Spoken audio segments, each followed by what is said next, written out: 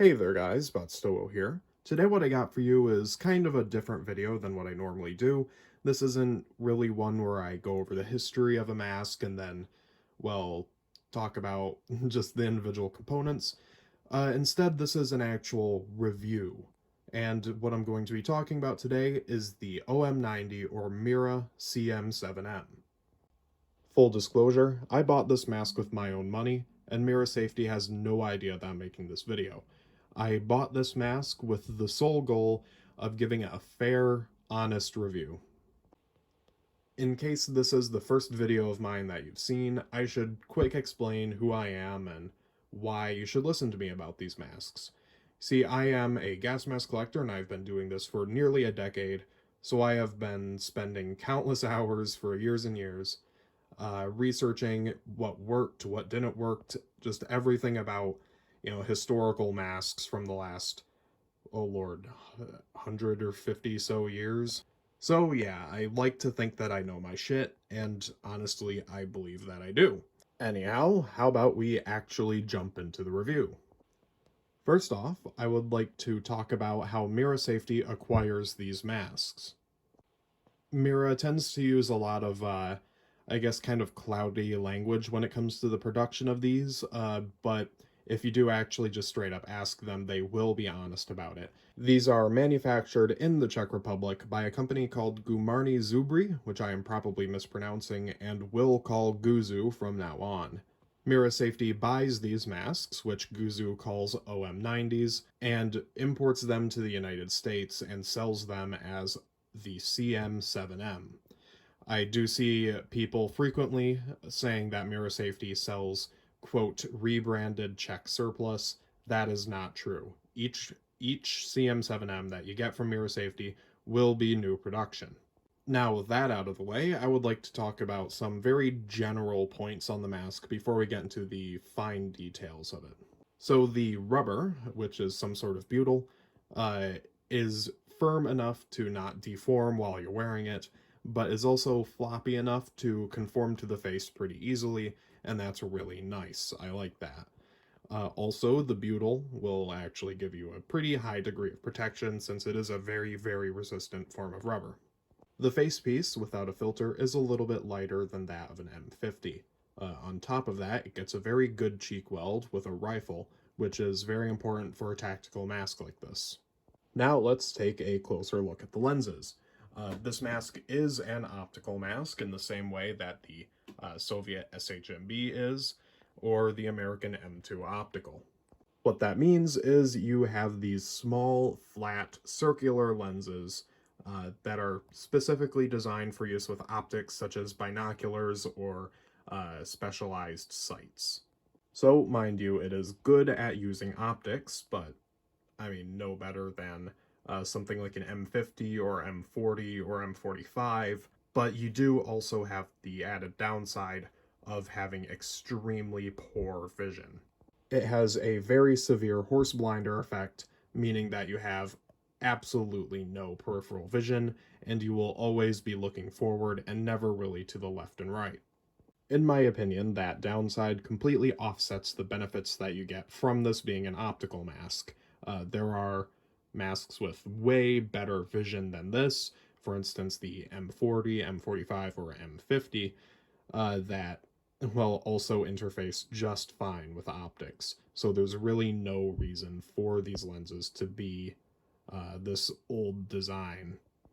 On top of that, they are glass instead of plastic, which, is not great, so you absolutely don't want these breaking, and I have seen them shatter.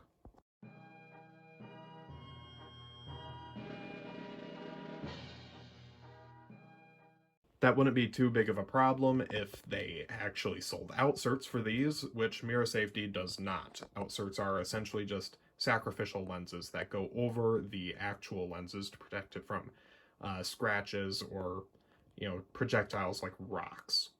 These masks are apparently, though, compatible with the outserts for the S10, but I haven't been able to test that out myself.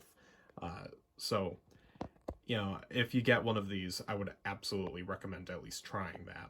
Something I would like to bring up is I went to the Mira store page for this mask and noticed that they say on it that the dual lens design results in better depth perception than panoramic masks.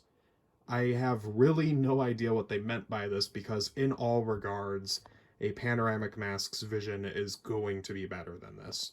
Uh, it seems dishonest to say that because, um, your depth perception comes from your eyes and not the lenses of a mask. I have used panoramic masks plenty and for shooting too, and it's just better than using something like this. Moving on from the lenses, I can talk about this voice emitter. This voice emitter is well guarded, which I quite like, and is on par with an M40, so that's pretty good. Also note that the side port of the mask does not have any sort of secondary voice emitter. It is just straight up a blanking plug. So if you want to use something like a phone, it's going to be a little bit more difficult. Next up, let's talk about this head harness. It is a 5-point design, meaning that it connects to the facepiece at 5 different places. This really showed when I was wearing the mask, since it has very poor weight distribution as compared to a 6-point head harness, which will usually have 2 straps on the forehead. This one only has 1, resulting in this mask not really supporting itself all too well. In fact, I found myself having to over-tighten the chin and temple straps of the mask to actually get it to not bounce around. That's not how you're supposed to do things. These head harnesses should just be, tight enough to cling to your face, but not too tight, which this has to be. On top of this, the buckles on the mask are really tight, which can be a double-edged sword, because these are not getting loose. There's no way in hell that the mask is unadjusting itself during use. But on top of that, there's no way in hell you're adjusting it while wearing it, without over-tensioning the straps, risking tearing them.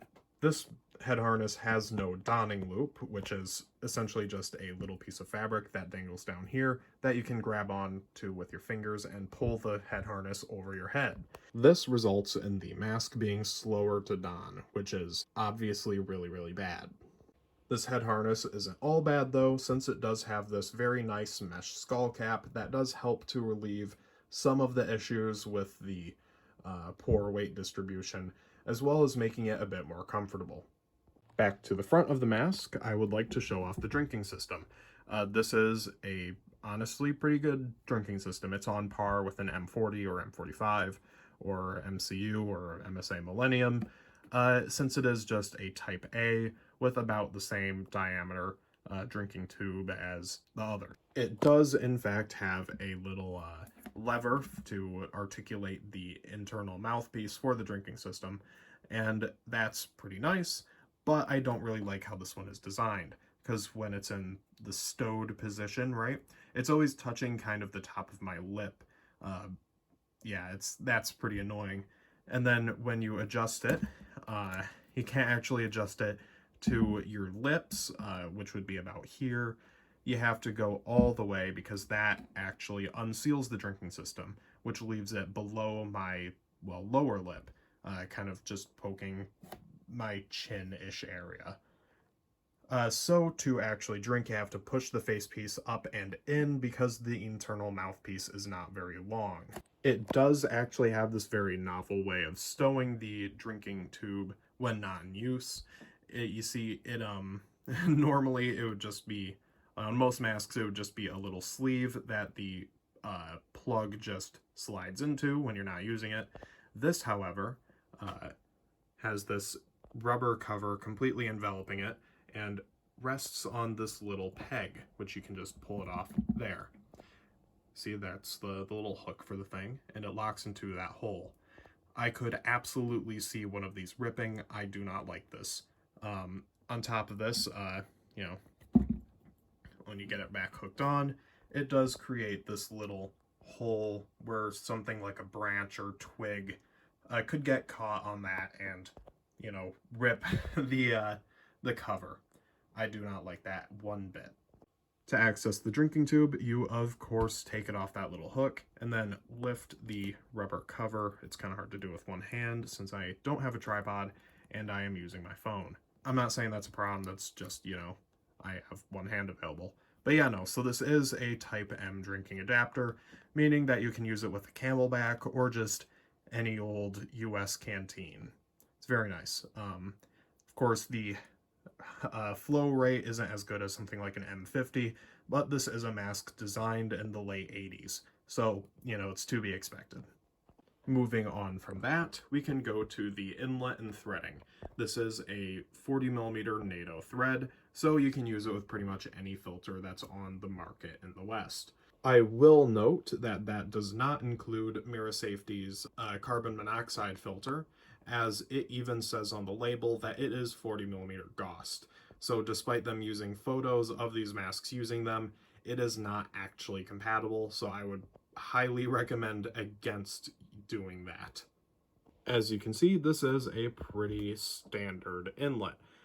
It's got this little gasket made out of rubber to allow the filter to seal, and the valve itself is, rubber, of course, and supported on these black crossbars, and is held in place by a little peg. This valve, though, is made out of an incredibly flimsy rubber, resulting in it, not really sealing, and that's not an issue with my example. That is an issue with the material and design of the valve itself. So it does allow air to escape out through the inlet and through your filter even, resulting in a lowered filter life.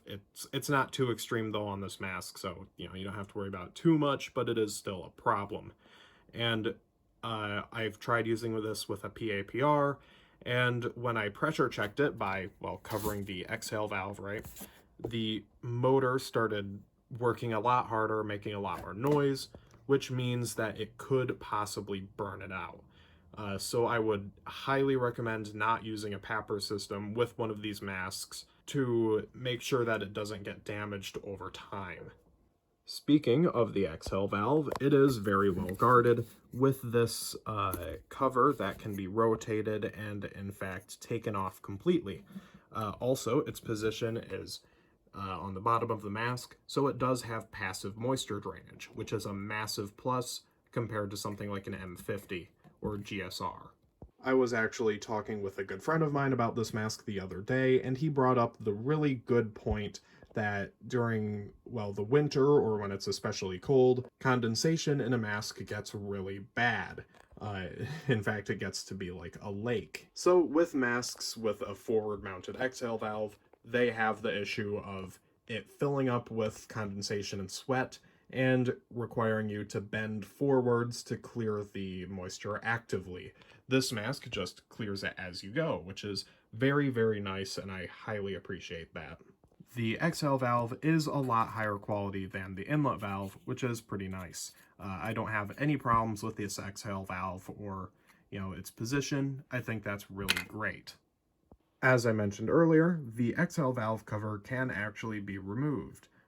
In fact, it can be replaced with a exhale valve mounted microphone that can be used with either, comms, so like a radio, or a voice projection unit. Here's the thing though, right? It's not a good idea.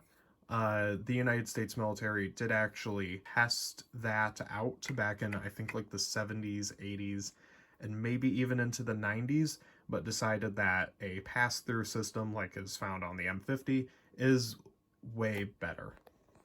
The reasoning for that is because, obviously, if this is a moisture drain, it's going to be dumping moisture into your microphone, which is not good. On top of that, the sound of exhaling is going to be magnified a lot, as opposed to normally with an internal microphone or something like an external voice projection unit like found on the M40 or M45. This is going to be a lot louder. Note that Mira Safety doesn't actually sell the voice projection unit yet, but I'm sure they will eventually. But it is made by Guzu, and it is a much older style of voice projection unit. It's essentially, how do I explain this? It's like a ClearCom 5 or something comparable, where the microphone is mounted to the mask, but then is led by a cord to a unit that is mounted to your vest or your lapel, right? So it's a lot bulkier than just a mask mounted voice projection unit, and has another cord hanging off your mask that can get tangled. I will now ruin the pacing of this video by including some images.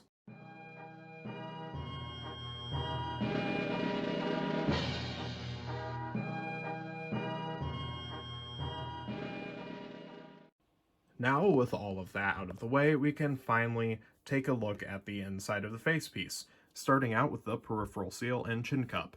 The peripheral seal is just fine, it's pretty good. It's just a, inverted piece of rubber that, well, essentially just creates a dam with your face. It's fine, it's pretty alright. The chin cup, however, I have noticed my chin slips out of it pretty frequently when I start sweating, which is kind of annoying. Luckily, it doesn't slip backwards, it slips forwards, which is pretty strange, but it's a lot better than the alternative. I really don't like this oronasal cup because it doesn't have a lot of margin of error built into it, meaning that it is possible for you to get one of these masks, have it be in the right size, but have your nose and I guess cheeks not actually seal to it, resulting in fogging. And in that case, it does have TSO deflectors, so it blows inhaled air over the lenses to clear fogging, but it will only do that on the filter side of the mask, meaning that if you're right-handed and right-eyed for, using a gun, if your face doesn't seal to the nose cup, which mind you is going to be a rare problem, but it is possible, your right lens will be completely fogged, which is not good. You can see here the drinking tube mouthpiece at its resting position. Whoops, not to the mask over. There we go. Now I actuate the lever, and it rotates into place. That is the drinking position and the unlocked position, so it actually allows water to flow. Below your mouthpiece is your voice emitter. Like I said earlier, it's a pretty good one. It's on par with an M40. Let me pull back the chin cup, and you can see your exhale valve, and also, I guess, moisture drain. Like I said, I have no problem with that, and it's pretty good. I will say, though, that the chin cup does not have a moisture drain in it. Normally, masks will have like a little hole cut like around here that allows moisture to actually drain through that. I actually suspect that's why my chin slips out of it so often when I begin sweating. In the center between the eyes, there is your locking system for a pair of optical inserts. That's very good. I do need a pair because, I wear glasses, but the problem is Mira Safety charges a lot for them. It's way, way more than you would get with an M50. Yeah. Also, something I forgot to mention about the nose cup is it does, instead of using nose cup valves, it uses this Avon style just hole right in the center. Yeah, that's fine. I prefer valves, but that does work. So, I guess it's time for me now to talk about whether or not I think this mask is actually worth it. And to cut it short, no, I don't. To go in depth into why, first I've got to talk about the price point. A CM-7M, just a face piece, will cost you $250 plus tax and probably plus shipping too. So you're probably going to wind up spending close to $300 on just a face piece, and that's not even including a carrier or a filter, or if you need them, glasses inserts. You're going to wind up spending a lot of money on one of these. And this is very much a previous gen mask. Like I said, this was designed in the late 80s. That's why Guzu calls it the OM90, because it was adopted by the Czech military in 1990, which, mind you, Mira Safety was founded in 2018, which is, 28 years after this was adopted. So this is an old mask, an old design. It's getting there. So it's really mostly comparable to something like an M40 or M45, both of which are just way better masks. So, for the $300 you're going to be dropping on one of these, what you get is a mask that has poor weight distribution due to the head harness, very terrible vision due to the lenses, and, well, very low quality inlet valves that make it not exactly great to use with a papper. You are also, of course, getting your warranty, which is honestly pretty nice. Does that make this thing worth, like $300 alone? I'm gonna leave that up to you. Anyhow, I really don't think this is worth the money. I think you would be much better served by something like an M45 or an M40 or, an Avon M50 or a GSR or FRR. The CM-7M or OM90 just really does not justify its immense cost in the United States. A common argument that Mira Safety uses against buying an Avon M50 or M53 or C50 or any of those masks is that they say that Avon doesn't sell directly to civilians, which is true, but Avon does have a lot of companies that do sell to civilians that distribute their masks. If you search buy Avon M50, you're going to get a Google search full of just every website that does. Uh, it is the same with the OM90 or CM-7M because Guzu doesn't sell directly to civilians. Instead, they have their, distributors like Mira do that. Also, they tend to say that you should never buy surplus because it's not as reliable and you don't get that warranty. And honestly, I think that's a load of bunk because you should be testing your masks anyway. You should be knowing if they work. So if you are doing that, if you're using your equipment properly, you will know if you have a defective piece. But to sum things up, the CM-7M or OM90, as Guzu calls it, is an obsolescent mask that does nothing to justify its high price point and is only really marketed on the idea that, hey, at least it's not surplus. I would highly recommend not buying one of these masks and instead going with something good like a C50, M45, M40, GSR, or FRR, or a Millennium, or any of the tons and tons of masks out there that are readily available that are actually good. I will say, though, that this is at least better than using just like a GP5. That's as bad as you can get. And with that, that's the end of the video. Thank you very much for watching, and be sure to let me know in the comments if you enjoy this type of content. I've not actually done one of these before where I just give my honest, candid thoughts on a mask. As you can see, I've got plenty here that I can talk about, and if you want to see another one of these, let me know.